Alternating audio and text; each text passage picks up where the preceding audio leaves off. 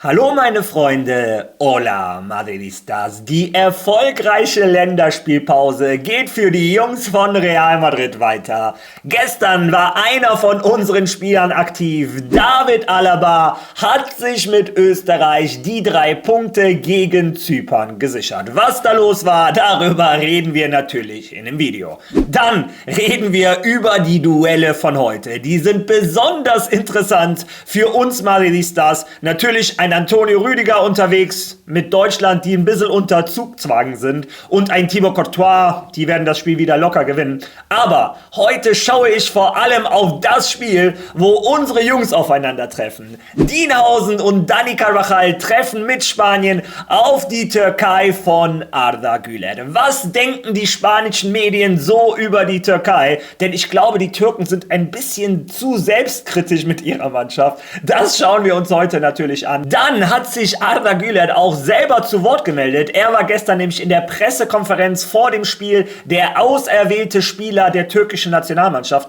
Und er wurde, wie soll es auch anders sein, zu Lamine Yamal gefragt, zu dem Vergleich. Und ich habe mich gefreut, dass der Protagonist sich selber mal geäußert hat. Da hören wir uns natürlich an, was der junge Türke gesagt hat. Und danach unterhalten wir uns über eine Frage, die ich sehr oft bekomme.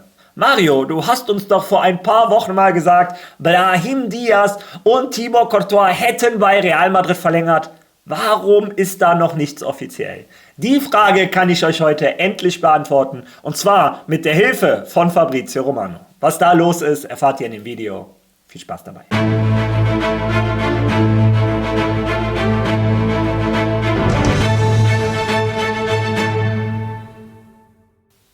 Ja, fangen wir mit einem Spieler an, der es bisher in dieser Saison nicht leicht hatte unter Xabi Alonso. Und zwar über den Österreicher David Alaba. Ich habe euch gestern gesagt, wenn ihr den mal spielen sehen wollt nach einiger Zeit, schaut euch das Spiel Österreich gegen Zypern an. Ich hatte nicht so viel versprochen. David Alaba hat von Anfang an gespielt, hat bis zur 70. Minute mitgeholfen. Im Endeffekt gewinnt Österreich mit 1:0 gegen Zypern, und achtet mal auf die Heatmap, die ich euch einblende, von David Alaba, wie offensiv er den Außenverteidiger interpretiert hat. Erinnert so richtig an die Heatmap von Dienhausen, auf den kommen wir gleich zu sprechen. Also, ich finde, die ersten Sensationen von David Alaba sind wieder da. Ich hoffe und glaube, er wird im Laufe der Saison Real Madrid noch gute Minuten schenken. Freut mich persönlich. Ich habe immer gesagt, David Alaba ist ein toller Fußballer, aber was man von dem so privat mitbekommt, ist er ein noch tollerer Mensch. Ja, wie dem auch sei, das waren die Spiele von gestern. Heute sind mehr Real Madrid-Spieler aktiv, und der nächste ist auch ein Innenverteidiger. Fangen wir zunächst einmal damit an. Deutschland und Antonio Rüdiger stehen unter Zugzwang. Wer hätte das gedacht? Deutschland spielt heute Abend gegen Nordirland und hat eine 3-Punkte-Pflicht. Nach der überraschenden Niederlage gegen Slowakei kann sich Deutschland keine weiteren Ausrutscher mehr leisten, denn nur der Tabellenerste qualifiziert sich direkt für die WM. Ansonsten muss man noch über eine Quali, ich glaube zwar, dass Deutschland diese Quali überstehen würde, aber dieses Risiko möchte keiner eingehen. Dann kommen wir zu einem weiteren Spiel. Belgien spielt heute gegen Kasachstan. Okay, ich glaube, Thibaut Courtois hat heute genauso viel zu tun wie ich. Also, da glaube ich, Belgien wird das Ding locker gewinnen. Ja, und dann kommen wir zu dem Spiel, was für uns Madridistas wohl am interessantesten ist. Dienhausen und Dani Carvajal treffen halt mit Spanien auf die Türkei. Und in diesem Spiel geht es sehr wahrscheinlich um alles. Ich blende euch die Tabelle ein. Nichts gegen Georgien und Bulgarien, aber Spanien und die Türkei sind die 2 stärksten Mannschaften in dieser Gruppe. Wie eben gesagt, nur der Gruppenerste qualifiziert sich direkt. Und als ich gestern gesagt habe, mit einem Unentschieden wäre ich zufrieden, habe ich in meinen Kommentaren hier und da gelesen, ach Mario, das ist sehr nett von dir, aber Spanien ist haushoher Favorit etc. Und ich habe dieses Phänomen schon oft erlebt. Wenn man mit Dortmund-Fans über Dortmund-Spieler redet, machen die immer schlecht. Wenn man mit Bayern-Fans über den Saisonstart redet, wo die gegen Leipzig 6:0 gewonnen haben, habe ich mit 2 Bayern-Fans geredet. Beide haben gesagt, ach hör mir auf, viel zu schlecht. wo ich denke, wie geht das? Aber bei der Türkei und den Türken habe ich das auch so ein bisschen im Gefühl, dass die noch nicht wissen, wie stark ihre Nationalmannschaft wirklich ist. Naja, manchmal hilft eine andere Perspektive. Hören wir uns mal an, was die spanischen Medien oder was gestern Carrusel Deportivo über die türkische Nationalmannschaft gesagt hat. Was wird Spanien morgen erwarten, Bruno? Ein wirklich gutes Team. Ich glaube, dass die Türkei in den letzten Monaten unter Montella auf der Trainerbank enorm gewachsen ist, aber vor allem durch das Wachstum von 3-4 Spielern, die einen sehr deutlichen Schritt nach vorne gemacht haben. Schon bei der Europameisterschaft war zu sehen, dass dieser Charakter und dieser fußballerische Fortschritt natürlich mit der Führungsrolle von Arda Güler, der immer präsenter wird, nicht nur in der Startelf, sondern auch auf dem Platz, indem er den Ball schon weit hinten fordert, um das Spiel ein wenig zu organisieren, so wie es auch Xabi Alonso von ihm bei Real Madrid verlangt. Yildiz, der Flügelspieler von Juventus, der in diesem Spiel der Juve gegen Madrid sicherlich einer der besten im italienischen Team war und für viel Unruhe sorgt. Kerem, den gerade Fenerbahce verpflichtet hat. Aktürkoğlu, der Stürmer, der ehemalige Benfica-Spieler. Sie haben gute Fußballer, vor allem sehr gute Standardsituationen mit dem linken Fuß von Arda Güler, mit dem rechten Fuß von Çalhanoğlu und mit Innenverteidigern, die sich sehr gut in den Angriff einschalten und das natürlich auch noch zu Hause. Ich glaube, das ist mit Abstand das schwierigste Spiel, das die spanische Nationalmannschaft vor der Qualifikation für die Weltmeisterschaft hat. Ist Arda Güler heute der Anführer dieser türkischen Mannschaft, würdest du das sagen? Also der Anführer, der das Kapitänsband trägt, ist Çalhanoğlu, der das in letzter Zeit immer war und außerdem ein Typ mit sehr viel Persönlichkeit. Das gesagt, neulich wirkte Arda Güler wie der Chef der Mannschaft. Ausgehend von der Position des offensiven Mittelfeldspielers ließ er sich bis an die Basis zurückfallen, um das Team zu organisieren. Ich finde, das war in diesem Spiel ein Ausbruch an Persönlichkeit von Arda Güler und ich glaube, im Moment teilen sich Çalhanoğlu und Arda Güler die Führungsrolle ziemlich gleichmäßig. Ja, ihr hört schon den Respekt aus den spanischen Medien. Sie haben ganz klar die Stärken der türkischen Nationalmannschaft aufgezeigt, die Entwicklung, die sie in den letzten Monaten unter Montella gemacht haben. Ich habe es euch schon oft genug selber gesagt. Ich schaue die Spiele der Türkei, weil ich nun mal Arda Güler gerne Fußball spielen zuschaue. Die Türken haben eine saustarke Mannschaft, sind in Standardsituationen brandgefährlich und dazu spielen sie heute noch in Konya. Ich habe mich jetzt mal ein bisschen informiert, warum das so ist. Ihr könnt mich gerne korrigieren, wenn es anders ist, aber selbst ein türkischer Journalist hat das gestern in dieser Radiosendung gesagt. Und zwar in Istanbul sind die Fans halt nochmal ein bisschen verstritten, weil es gibt Galar-Fans, Fenerbahce-Fans, alle Fans, Beşiktaş etc. Und die türkische Nationalmannschaft kriegt nicht den Enthusiasmus, versteht mich nicht falsch, den sie in Konya kriegen. Das ist in Anatolien und da sind sie wohl nochmal eine Stufe feuriger und unterstützen die Nationalmannschaft noch mehr. Da wurde damals, wenn ich mich nicht täusche, auch Frankreich geschlagen, als sie gerade Weltmeister waren. Also, Spanien hat sehr viel Respekt vor dem Spiel. Sie sagen auch selber, wie ihr gehört habt, mit Abstand das schwerste Spiel, was Spanien bei dieser WM-Quali haben wird. Deshalb bleibe ich dabei, als Spanier unterschreibe ich jetzt schon mal ein Unentschieden. Ja, dann war, wie versprochen, Arda Güler selber der Protagonist der Pressekonferenz.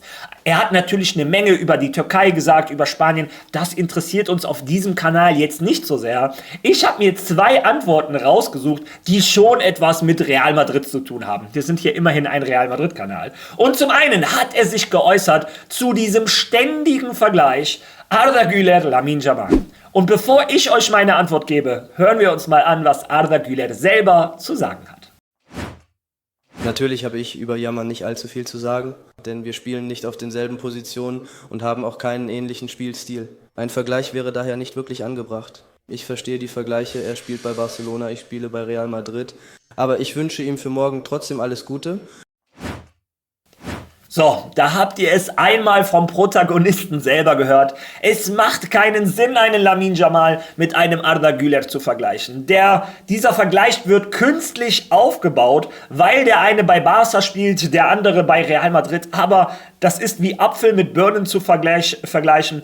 Ein Lamine Yamal ist ein rechter Flügel. Seine Stärke ist das 1:1, das Dribbling, die Flanken etc. Arda Güler ist ein Spielmacher, ein Spielgestalter. Seine Stärken sind die Vision, die Sicherheit am Ball, das Passspiel, sein Abschluss, sein linker Fuß von weit entfernt. Also es sind unterschiedliche Spieler. Trotzdem finde ich es unglaublich, wie reif Arda Güler mit seinen 19, 20 Jahren da ganz entspannt sitzt und sagt, aber ich wünsche Ihnen trotzdem alles Gute für morgen Abend, also für heute Abend. Naja, ein toller Sportsmann. Dann wurde er gefragt zu seinen Real Madrid-Kollegen, ob der mit denen schon geredet hätte über das Spiel. Hören wir uns die Antwort von unserem jungen Türken mal an. Natürlich haben wir auch mit Carvalho und Dinle gesprochen. Mit beiden verstehen wir uns sehr gut. Wir haben darüber auch schon in Spanien gesprochen. Natürlich habe ich ihnen gesagt, wie schwer das Spiel morgen für sie sein wird. Das ist ihnen auch bewusst. Denn sie kennen die Atmosphäre in der Türkei ebenfalls. Wenn ich nach Madrid zurückkehre, möchte ich auf der Gewinnerseite stehen. Hoffentlich werde ich auf der Gewinnerseite sein. Ja, natürlich haben sie in Madrid schon über dieses Spiel geredet mit Dani Carvajal, mit Dienhausen. Und Dienhausen und Carvajal, Spanien weiß, was die heute erwartet. Ein Höllenkessel in der Türkei. Ich bin gespannt, wie das Spiel ausgeht. Arda Güler wünscht sich natürlich, als Sieger nach Hause zu fahren. In der Türkei, so sagt es der Journalist, gehen sie auch davon aus, dass sie um diese 3 Punkte spielen. Also die wollen die 3 Punkte behalten. Die wollen sich logischerweise für die WM qualifizieren. Spanien wird dagegen halten. Ich bleibe dabei. Ich würde ein Unentschieden unterschreiben. Ihr könnt ja gerne euer Wunschergebnis heute in die Kommentare schreiben. Ja, das war das Kapitel zu den Nationalmannschaften. Heute, wie gesagt, die 3 Spiele, die anstehen, habe ich euch gesagt. Kommen wir jetzt zu Real Madrid. Ich habe euch vor einigen Wochen mal gesagt, ein Brahim hat einen neuen Vertrag mit Real Madrid unterschrieben. Der marokkanische Nationalspieler hätte sich dafür entschieden, lieber bei Real Madrid Option 11, 12, 13 zu sein, ein Rotationsspieler, als bei einer anderen Mannschaft ein absoluter Stammspieler. Und Madrid hat noch nichts offiziell gemacht. Das Gleiche habe ich euch über Thibaut Courtois gesagt und ich habe mich selber gefragt, wann macht Madrid es offiziell? Immer wieder in den Kommentaren kam auch von euch die Frage, Mario, wann ist es endlich soweit? Gestern hat sich ein Fabrizio Romano dazu geäußert. Eine bessere Quelle kann es nicht geben. Hören wir da zusammen einmal rein.